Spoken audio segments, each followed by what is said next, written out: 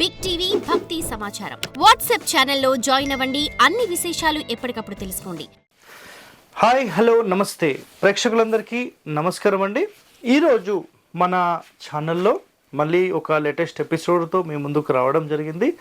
ఆ ఎపిసోడ్ ఏంటంటే north facing house plan, అంటే ఒక ఉత్తరం ఫేసింగ్కి సంబంధించిన ఇంటి నిర్మాణం కనుక మీరు చేస్తే దానిని మీరు ఎలా డిజైన్ చేయాలి, వాటికి గల కండిషన్స్ ఏంటి, అసలు ఏ కండిషన్స్ని ఆధారం చేసుకొని మనం ఇంటి నిర్మాణ ప్లాన్ చేస్తామో అందులో కొన్ని పాయింట్స్ ఇక్కడ తెలుసుకుందాం. అంటే మేము శాస్త్రపరంగా చేసే ఎంతో డెప్త్లో ఇక్కడ మీకు కొన్ని పాయింట్స్ అనేవి మేము ఎక్స్ప్లెయిన్ చేస్తాం. ఒకసారి చూడండి. ఓకే, సో మొట్టమొదటిగా ఒక ఉత్తరం ఫేసింగ్ ప్లాన్ తీసుకున్నారు అనుకోండి ఒక మాటకు.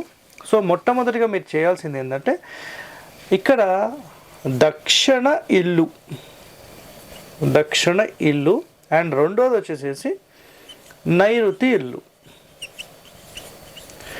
సో దక్షిణ ఇల్లు అంటే ఏంటి, నైరుతి ఇల్లు అంటే ఏంటి అనే ఒక ప్రశ్న అనేది మీకు వస్తుంది. అయితే దక్షిణ ఇల్లు అంటే ఇక్కడ చూడండి, ఒకసారి ఎక్స్ప్లెయిన్ చేస్తాను నేను. మీ మొత్తం స్థలంలో మీరు దక్షిణం వైపు జరిపి ఇల్లు కట్టి తూర్పులో పడమరలో సమానమైన ఖాళీ అనేది మీరు మెయింటైన్ చేయాలి. ఓకేనా, తూర్పులో పడమరలో సమానమైన ఖాళీ, దక్షిణంలో ఒక భాగం ఖాళీ, ఉత్తరంలో మిగిలింది మొత్తం ఉత్తరమే. సింపులా? దీనిని దక్షిణపు ఇల్లు అంటారు.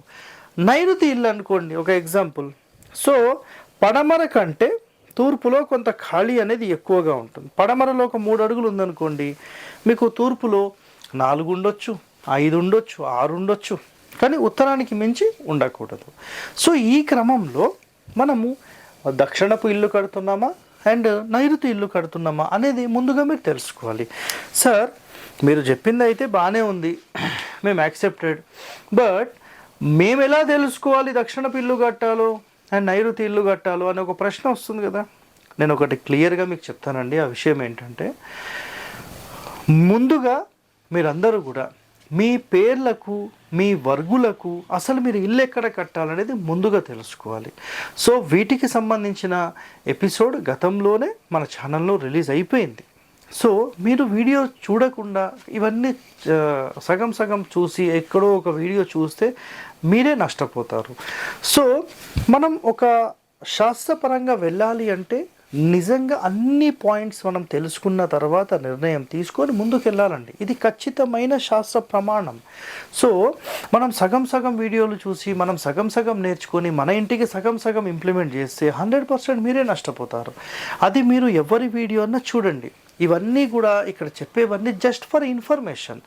మీరు 100% శాస్త్ర నియమాల ప్రకారం వెళ్ళాలంటే ఒక ప్రొఫెషనల్ని సంప్రదించండి, మీ ఇంటి ప్లాన్ డిజైన్ చేసుకోండి. సో ఇక్కడ చూడండి, కండిషన్స్లో మనం వెళ్తే నేను ఈ విధంగా ప్లాన్ డిజైన్ చేస్తున్నాను. సో ఇదంతా కూడా ఒక ఎగ్జాంపుల్ మనం ఏమనుకుందామంటే ఒక ఇంటి మొత్తాన్ని 9 భాగాలుగా డివైడ్ చేశాను. నవగ్రహాల ఇల్లు అంటారు. సో మీరు ప్రపంచంలో ఏ టెంపుల్కి పోయినా ఏ మండపంలో కూర్చున్నా ఇక్కడ చూడండి ఈ విధంగానే ఉంటుందండి. ఇవన్నీ పిల్లర్ పాయింట్స్, ఎగ్జాంపుల్ చెప్తున్నాను. ఈ విధంగా మీకు ఏమవుతాయంటే 16 పిల్లర్లు అనేవి డిజైన్ చేస్తారు. సో 16 పిల్లర్లు ఎప్పుడైతే వేస్తారో ఆటోమేటిక్గా ఇందులో 9 గళ్ళు ఏర్పడతాయి. సో ఇవి నవగ్రహాల స్థాపనకు సంబంధించి కూడా ఇది చాలా చాలా ఉపయోగపడుతుంది. ఎంత కొలత అంటే అంత కొలత తీసుకురండి. ఇవన్నీ చాలా ప్రామాణికంగా వెళ్ళి ఇవన్నీ కొలతలేసే ప్రమాణాలు అనేవి చాలా ఉంటాయి. మాన్ అంటారు, మానం. సో అలాంటి మానం ప్రకారం వీటికి సంబంధించిన కొలతలు వేస్తారు. ఇది ఆటోమేటిక్గా ఫ్రంట్ వరండా అండ్ ఇది బ్యాక్ వరండా. మీకు అవసరమైతే పడమర వరండా అండ్ తూర్పు వరండా కూడా తీసుకోవచ్చు. సో ఇప్పుడు మొట్టమొదటి కండిషన్ 100% గేట్ ఎక్కడ తీసుకోవాలి అంటే ఖచ్చితంగా సెంటర్లోనే తీసుకోవాలి, వేరే క్వశ్చన్సే లేవు మనకు. నెక్స్ట్ మెయిన్ డోర్ డిజైనింగ్లో ఫస్ట్ కండిషన్ మెయిన్ డోర్ సెంటరే తీసుకోవాలి అండ్ దక్షిణంలో కూడా సెంటరే తీసుకోవాలి, పడమర సెంటరే తీసుకోవాలి అండ్ తూర్పులో కూడా సెంటర్ తీసుకోవాలి. మొదటి కండిషన్ అయిపోయింది. సరే, ఇప్పుడు వీటికి సంబంధించిన ప్రమాణం అయితే బాగానే చెప్తున్నారు. మరి మాది చిన్న ఇల్లు, మేము ఎలా చేయాలి? ఇక్కడ పక్కన మీ అందరి కోసం పెట్టారండి రాసి, వెయిట్ చేయండి. సో ఇక్కడ చూడండి, మొట్టమొదటిగా మీరు మెయిన్ డోర్ విత్ 2 విండోస్. మళ్ళీ ఇక్కడ కనుక మీరు కావాలంటే దీంట్లో కూడా సేమ్ అలాగే తీసుకోవచ్చు. ఈ విండోస్ అనేవి అన్ని రూమ్స్కి సెంటర్లోనే వస్తున్నాయి. సో ఇక్కడ అబ్జర్వ్ చేయొచ్చు మీరు, ఈ విధంగా సెంటర్లో తీసుకుంటాము. సో మొట్టమొదటిగా మనకి ఎన్ని బెడ్రూమ్స్ కావాలి? ఫస్ట్ కండిషన్, ఒకవేళ ఒక 2 బెడ్రూమ్స్ సరిపోతాయి అనుకోండి, వాయువ్యంలో ఒక బెడ్రూమ్, మాస్టర్ బెడ్రూమ్ ఒకటి. చాలా సింపుల్గా అయిపోయింది ఇక్కడ. నెక్స్ట్ పడమరలో కావాలంటే ఇంకో అడిషనల్ బెడ్రూమ్ కూడా తీసుకోవచ్చు, దానివల్ల ఇష్యూస్ ఏం లేవు. అయితే మీరు బయట టాయిలెట్స్ పెడతారా, ఇట్లా బయట పెడతారా, లేదు లోపల అనుకోండి, ఈ మధ్య డోర్కి వదిలేసేసి ఇక్కడ ఒక టాయిలెట్ అండ్ ఇక్కడ ఒక టాయిలెట్, అవసరమైతే ఇక్కడ వరకు తీసుకొని ఇది డ్రెస్సింగ్ కూడా చేసుకోవచ్చు. ఇది డి అండ్ ఇది టీ, ఓకేనా? ఇక్కడ ఒక టాయిలెట్, ఇక్కడ ఒక టాయిలెట్. సో వీటికి సంబంధించి సెంట్రల్ లైన్ క్లియరెన్స్ అయిపోయింది. దాని తర్వాత పడమర మధ్యస్థానాల్లో 2 టాయిలెట్స్ అయిపోయినాయి. నైరుతిలో ఒక బెడ్రూమ్ అయిపోయింది, వాయువ్యంలో ఒక బెడ్రూమ్ అయిపోయింది. మీరు ఇక్కడ అవసరమైతే ఈశాన్యంలో పూజా గది తీసుకోవచ్చు. అండ్ ఫ్రంట్ సిట్అవుట్ అయిపోయింది, చూస్తున్నారు కదా, ఇక సిట్అవుట్ అయిపోయింది. ఈ తూర్పు నుంచి ఇదంతా కూడా పెద్ద హాల్ తీసుకోవచ్చు 100%. అండ్ ఇది వచ్చేసి కిచెన్ అయింది, ఇది వచ్చేసి డైనింగ్ అయింది. చూసారు కదండి, చాలా క్లియర్గా, చాలా సింపుల్గా మన ఇంటి ప్లాన్ డిజైన్ చేసేసాం. సో ఇంకా గుర్తుపెట్టుకోండి, మనం ఖచ్చితంగా మెయిన్ డోర్ ఆపోజిట్లోనే మనం గేట్ అనేది మెయింటైన్ చేయాలి. బయటికి వెళ్ళేటప్పుడు ఎడమ వైపు 1 ఇంచ్ అయినా జరిపి పెట్టాల్సిందే. అండ్ సెప్టిక్ ట్యాంక్ అనేది ఈ ప్రకారం, ఇక్కడనేమో వాటర్ ట్యాంక్.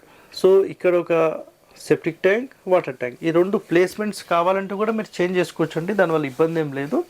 అయితే ఇందులో మీరు అబ్జర్వ్ చేస్తే మూల నుంచి 2 భాగాలు వదిలేసేసి పెడుతున్నాం. అలాగే మీరు తూర్పులో కూడా ఇవి పెట్టేసుకోవచ్చు, నో ఇష్యూ అండి. అండ్ పొయ్యి ముందే ఎప్పుడు కూడా ఈ సెప్టిక్ ట్యాంక్ పెట్టొద్దు అనేది చాలామంది చెప్తూ ఉంటారు. సో ఆ క్రమంలో మనం 100% ఈ వాయువ్యంలో పెట్టేసుకోవచ్చు. ఇంకా ఈ దరిద్రాన్ని మనం బయట పడేద్దామంటే టోటల్ మన స్థలానికి అవుట్ సైడ్ ఉత్తరంలో ఆ రోడ్డుకి మన ఇంటికి మధ్యలో ఏమైనా ఖాళీ ఉందనుకోండి, ఒక 4-5 అడుగులు, మీరు 100% అక్కడ ప్లేస్మెంట్ చేసేసుకుంటే అన్నిటికంటే సూపర్. ఓకే, సో ఈ విధంగా ఒక సింపుల్ 30x30, 36x36 ఈ విధంగా మనం 100% డిజైనింగ్ అనేది చేసుకోవచ్చు. దీంట్లో ఎలాంటి ఇబ్బందులు లేవు.